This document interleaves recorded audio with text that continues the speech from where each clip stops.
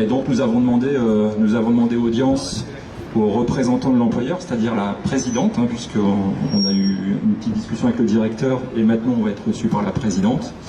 Et on vous fera un petit retour un peu plus complet à la sortie de cet entretien.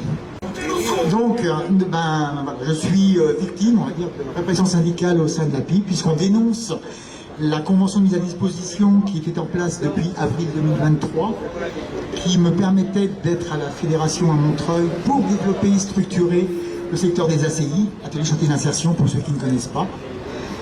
Et là, d'un seul coup, de personnes, je vais dire non grata, j'exagère un petit peu, mais voilà, à une personne qui est vraiment indispensable pour la bonne marche de la structure.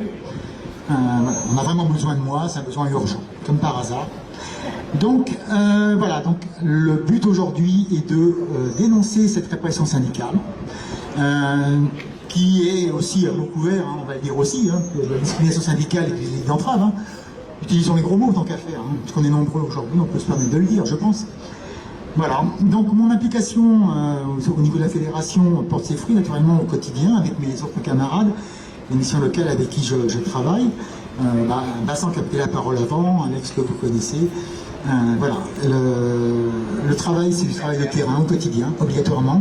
C'est renseigner les salariés, c'est être présent aux négociations des accords préélectoraux, présent au moment des élections également pour avoir nos listes cégep aux élections.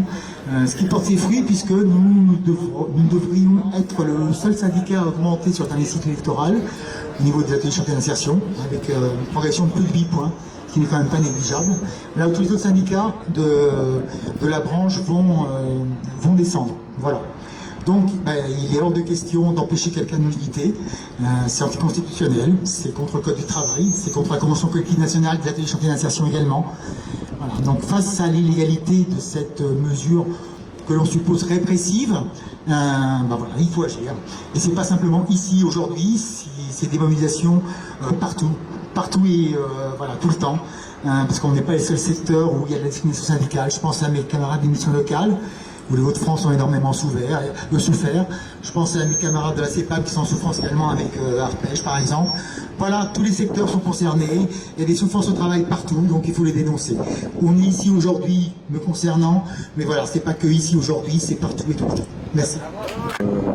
Je crois qu'il va falloir qu'on apporte de toute façon des explications, puisque l'employeur, en tout cas la présidente, n'a pas l'air de maîtriser les questions de droit conventionnel. Je pense qu'il va falloir qu'on fasse une petite piqûre de rappel.